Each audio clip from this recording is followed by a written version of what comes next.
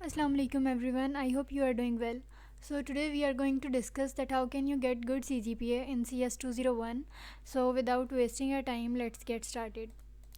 Okay, so questions we are going to cover in this video are should you take lectures from LMS? अब LMS से आपने lectures लेने हैं university के 1 hour के या वो कितने beneficial हैं कितने नहीं हैं. Tips for subjective and objective part.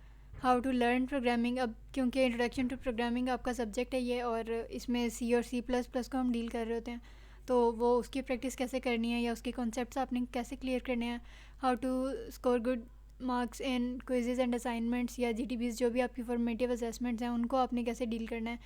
And last but not the least आपने पास्ट पेपर्स को कैसे जो है वो प्रिपेयर करना है और कितनी हद तक किस लिमिट तक जो है वो आपने प्रिपेयर करना है for your mids and finals. ठीक है.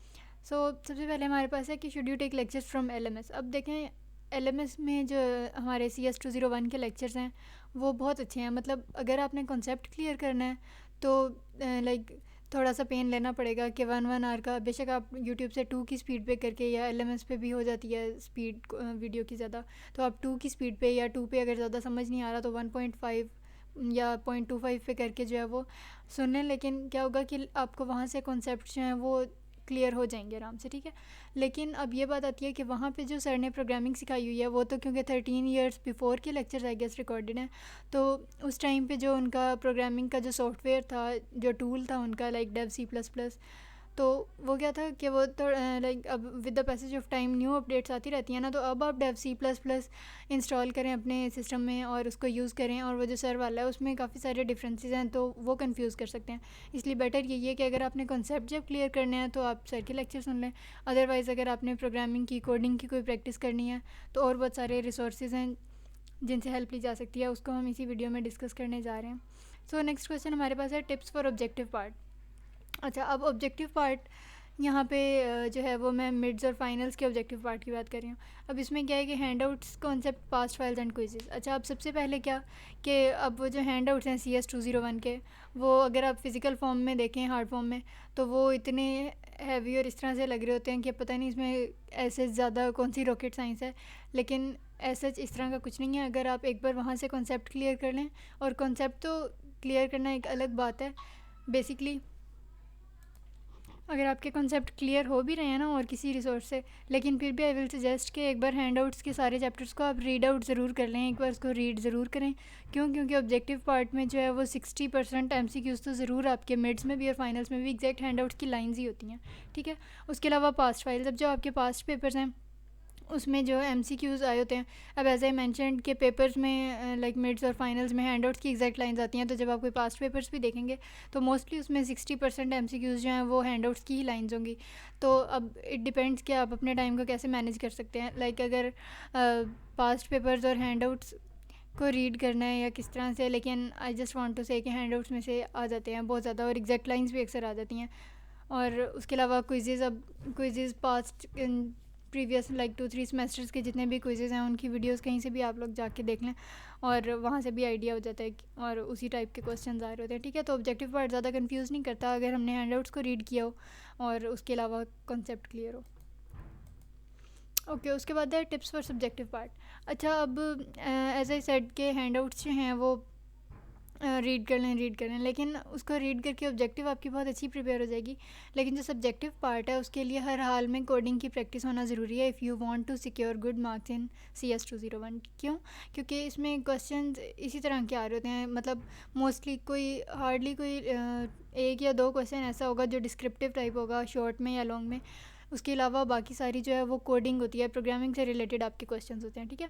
तो अब प्रोग्रामिंग से रिलेटेड अब बुक से रीड आउट करके तो नहीं हमारी प्रैक्टिस हो सकती कोडिंग की. वो डेफिनेटली आपको डेव C++ इंस्टॉल करके और हर टॉपिक को अगर आपने प्रैक्टिस की होगी तो वो जो है वो अच्छा रहेगा आपका सब्जेक्टिव पार्ट. ठीक है. अब इसमें क्या करना है कि किस तरह के आते हैं questions, like focus on the syntax and the outputs. अच्छा, अब किस तरह फॉर एग्जांपल अगर आपने कोई एरे क्रिएट करनी है या कोई भी प्रोग्राम है, कोई फॉर लूप लगाना है, कोई वाइल लूप है, कोई ब्रेक स्टेटमेंट है, मतलब कुछ भी अगर है तो एक तो पहली बात कि आपको उसका सिंटैक्स पता होना चाहिए कि उसका स्ट्रक्चर क्या है बेसिक. ठीक है. और किस तरह के क्वेश्चंस आते हैं कि कोई वो आपको कह देंगे कि पूरी कोडिंग लिखी होगी और कहा होगा कि बताएं इसमें क्या एरर है, क्या मिस्टेक है। तो अगर आपने बार बार डेफ सी प्लस प्लस पे कोडिंग की होगी फिर ही आपको आइडिया होगा कि हाँ ये मेरी मिस्टेक हुई थी लास्ट टाइम, तो ये वाला एरर आ रहा था, तो इसका मतलब है कि ये सिंटेक्स में इशू है, ठीक है। तो और दूसरा ये कि इस तरह के क्वेश्चंस होते हैं कि आउटपुट्स बतानी होती हैं। अब आउटपुट भी कैसे आपको पता होगी अगर आपके कॉन्सेप्ट क्लियर होंगे। और आउटपुट्स अगेन बस वो पूरा प्रोग्राम लिखा होगा और आपने जस्ट ये टाइप करना होगा कि इसकी आउटपुट क्या है। और मोस्टली ऐसे होता है कि लॉन्ग क्वेश्चंस में भी लाइक 2-3 लाइंस का ही आंसर होता है। क्यों? क्योंकि सिंपल आपने प्रोग्राम की आउटपुट बतानी होती है, उसमें और कुछ भी नहीं करना होता और आराम से आपके मार्क्स जो हैं वो आ जाते हैं। अच्छा, अब उसके बाद एज आई मैंशनड कि प्रोग्रामिंग की प्रैक्टिस करनी है, प्रोग्रामिंग की प्रैक्टिस करनी है। नाउ द क्वेश्चन अराइजेस कि प्रोग्रामिंग की प्रैक्टिस करनी कैसे है। अब क्या क्या अगर for example if you are such a student, like mostly students जो जॉब होल्डर्स हैं या जिनसे नहीं टाइम मैनेज हो सकता, वो लास्ट वीक में पढ़ना स्टार्ट कर रहे होते हैं, तो आई विल सजेस्ट कि बेशक लास्ट वीक में पढ़ के थियोरेटिकल जो सब्जेक्ट्स हैं वो कवर हो सकते हैं, लेकिन लास्ट टाइम में अगर बैठ के CS201 के 23 चैप्टर्स जो हैं उनको कवर किया जाएगा तो डेफिनेटली नहीं होंगे। क्यों नहीं होंगे? क्योंकि ये प्रोग्रामिंग है, इसमें मतलब कॉन्सेप्ट जो है वो डाइजेस्ट करने में बहुत टाइम लगता है। अब ब्रेन इतना वो फ़ौरन से हम एक दिन में इतना नहीं इंजेस्ट कर सकते, ठीक है। तो अब इसकी यही टिप है कि आपने डे 1 से जो है वो प्रैक्टिस करनी है। Dev C plus plus install करें। स्टार्ट में तो बहुत बेसिक सी चीज़ें होंगी, वेरिएबल्स और इस तरह से उसका सिंटैक्स बेसिक या सी आउट स्टेटमेंट्स और ये वो, लेकिन वो बेसिक चीज़ें जो हैं वही फिर क्योंकि फाउंडेशन होती हैं आपके एडवांस्ड कॉन्सेप्ट की तरफ। तो स्टार्ट से ही अगर आपने प्रैक्टिस की होगी तो आराम से हो जाएगा, ठीक है। अच्छा, अब जैसा कि मैंने कहा कि LMS जो हमारे टीचर के लेक्चर्स हैं यूनिवर्सिटी के टीचर के, तो वो तो 13 ईयर्स बिफोर के हैं, तो उनका सॉफ्टवेयर और उनके टूल और हमारे टूल में काफ़ी ज़्यादा एडवांसमेंट्स आ गई हैं इन बिटवीन। तो वहाँ से हो सकता है कि आपको थोड़ी कन्फ्यूजन हो जाए और वहाँ पे ज़्यादा सारे कॉन्सेप्ट ही क्लियर कर रहे हैं। लाइक 2-3 लेक्चर्स तो उन्होंने प्रोग्रामिंग लाइव भी करके दिखाई है, लेकिन उसके बाद वो कॉन्सेप्ट्स पे ही फोकस किया हुआ है। तो अब अगर रियल टाइम में कोडिंग की प्रैक्टिस करनी है तो उसके लिए और बहुत सारे रिसोर्सेज हैं। फॉर एग्जांपल W3 स्कूल से आप प्रैक्टिस कर सकते हैं, और इसके अलावा गीक्स फॉर गीक्स एक वेबसाइट है, वहाँ से हम आइडिया ले सकते हैं, ठीक है। तो इस तरह से जो है वो काफ़ी हेल्प हो जाएगी। अच्छा, अब उसके बाद है क्विजेज, असाइनमेंट्स एंड GDBs। अच्छा, अब जो क्विज़ है इसकी तो हम बात पहले कर चुके हैं कि ये आपने हैंड आउट से करने हैं, ठीक है। मतलब हैंड आउट से हो जाते हैं, आराम से हो जाते हैं। और उसके अलावा असाइनमेंट्स। अच्छा, अब असाइनमेंट्स का इस तरह से है कि असाइनमेंट भी ऑफ कोर्स ऐसी ही आएंगी कि कोई आपने प्रोग्राम जो है वो उसका कोड बताना होगा, लाइक वो आउटपुट भी दे देंगे असाइनमेंट में, और आपने जो है वो पूरा कोड और डेव सी प्लस प्लस की .cpp एक्सटेंशन होती है उसमें सबमिट करवाना होगा, मतलब वहीं कोड करके। तो अब देखें, अगर हमने डे 1 से ही प्रैक्टिस आपने की होगी तो फिर ही असाइनमेंट्स जो हैं वो बिल्कुल बहुत इजी लगती हैं। लेकिन अगर आपने स्टार्ट से प्रैक्टिस ही नहीं की होनी या आपके कोई कॉन्सेप्ट ही नहीं क्लियर होने, तो वो जब असाइनमेंट अपलोड होनी है LMS पे तो आपको लगना है कि ये मतलब बहुत ही कोई डिफ़िकल्ट है, लेकिन ऐसा बिल्कुल भी नहीं है। अगर फ्रॉम द वेरी स्टार्ट आपने प्रैक्टिस की होगी तो असाइनमेंट देखते ही 10 to 15 मिनट्स में ईजीली सॉल्व हो जाती है, ठीक है।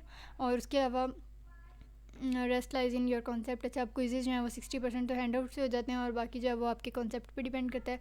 और कॉन्सेप्ट कैसे क्लियर होने हैं, एज आई मैंशन कि आप बार बार कोडिंग करें और वहाँ से प्रैक्टिस हो जाएगी। और दूसरा, जो यूनिवर्सिटी के टीचर के लेक्चर्स हैं वो वाकई बहुत अच्छे हैं, मतलब 2 की स्पीड पे करके ऑलमोस्ट मैंने सारे लिए हैं। फाइनल्स में कुछ रह गए थे टाइम मैनेजमेंट की वजह से, लेकिन बाकी अच्छे हैं, मतलब हो जाता है टाइम मैनेज। और इसके अलावा पास्ट पेपर्स। अच्छा, पास्ट पेपर्स में ऑब्जेक्टिव पार्ट जो है, हम इसको वैसे काफ़ी बार पीछे डिस्कस कर चुके हैं, लेकिन ऑब्जेक्टिव पार्ट आपने क्या करना है कि कर लें पास्ट पेपर से प्रिपेयर, ठीक है। एग्जैक्टली कर लें बेशक। और क्विज़ेस, कोई पास्ट क्विज़ेस जो हैं कोई उनकी मेगा फाइल्स हैं वहाँ से कर लें, हो जाता है फ़ायदा, मतलब आते हैं उसमें से काफ़ी ज़्यादा आ जाते हैं पास्ट पेपर्स में से। लेकिन जो सब्जेक्टिव पार्ट है उसके लिए मैं ये सजेस्ट करूँगी कि मतलब सब्जेक्टिव पार्ट आप पास्ट पेपर्स में से सिर्फ ये देख लें कि लाइक पास्ट पेपर्स इसलिए आप यूज़ करें ये देखने के लिए कि किस टाइप के सब्जेक्टिव क्वेश्चन आते हैं। ये ना देखें कि कौन कौन सा क्वेश्चन आया हुआ है। आई होप यू अंडरस्टैंड, मतलब सिर्फ कॉन्सेप्ट ले लें कि हाँ इस तरह के क्वेश्चन आ जाते हैं तो आपको आइडिया हो जाएगा। लेकिन अगर एग्जैक्टली आप देखें कि अच्छा ये वाली इनपुट होनी है तो ये वाला आउटपुट आना है, लाइक क्रैमिंग या इस तरह का कुछ नहीं लग सकता इसमें। तो सिर्फ आइडिया ले लें, सब्जेक्टिव पार्ट क्लियर और ऑब्जेक्टिव जो है वो एग्जैक्टली कर लें। आई होप आपको ये सारी CS201 की टिप्स एंड ट्रिक्स समझ आ गई होंगी। फिर भी अगर कोई क्यूरी हो तो you can drop a comment and I will be there to answer your questions. Thank you.